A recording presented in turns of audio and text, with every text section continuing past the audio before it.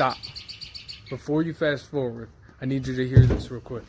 So, I've done a lot of research. I've looked online. I've tried to find diagrams and everything, and it's very rare to find the Option B routing with the actual picture video of the routing. So today I'm going to actually show you piece by piece and where everything goes and how to set it up. Just about everything you need to know. So let's get started. So I'm going to start here with the 90-degree elbow. There's a barb fitting on one end. I believe it's 1/4 of an inch, and then the specs of the thread I'm not 100% on, but I will leave it in the description. Now on here on the routing, as you can see, the 2 outlets on the Option B come out and up to a T. This one on the right side comes down and around to here. This is the inlet on the pump. So if you ever see diagrams, they'll say inlet, outlet. Well, this is the inlet. On the outlet, I'm going to have to trim this up because of whatever, but I'm going to have to trim this up. I'd say cut it around here or whatever to attach to right here.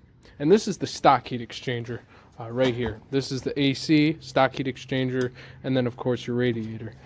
So anyways, that's where that goes. Now on this side, on the stock heat exchanger, it comes out.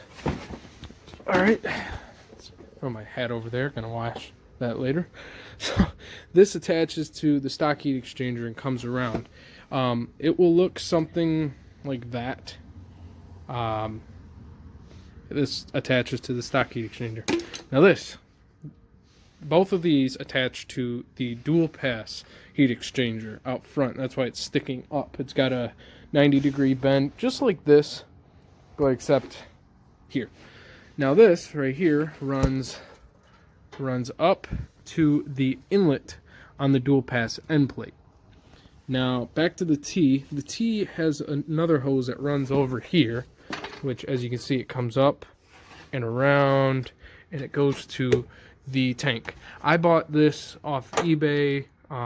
You can get the kit from ZZP. It doesn't really matter. As long as you have it, you're good. Now, the one thing is with you putting a T here, you are going to get rid of this. I highly recommend you don't get rid of it if you have a tank like mine where it doesn't have a pressure relief, because you will have pressure built up in here. That's something you don't want. This is set for 5 pounds, I think it is. Yeah, 5 psi.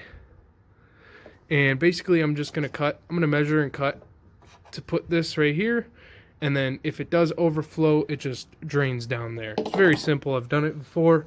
I've had 0 issues. Now this right here, I'll also leave this in the description on how to get it, what size it is and what length you need, but this attaches to the stock heat exchanger fitting.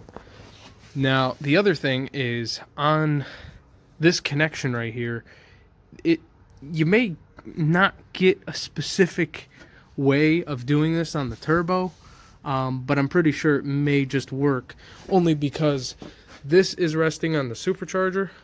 Let me show you.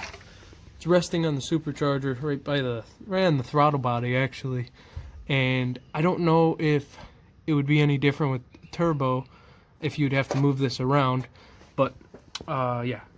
And then with this, you're going to want to make sure that this hose is underneath the bar, only because you don't want it up here. You don't want it up here just because it will be too high up. And if it's too high up, you'll have air in the system, which is something you don't want to have. That's the point of the Option B tank. So having this higher than that, you'll have all the air come out here instead of all the air bubbling up here and not going anywhere. But yeah, that's basically it.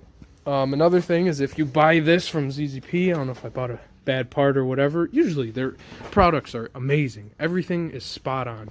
For some reason, this is completely oversized.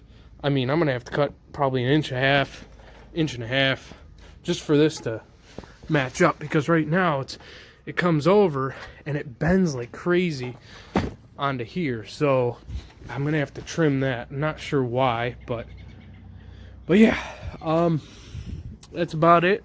Hope you guys enjoyed. Like, subscribe, and I'll see you next video.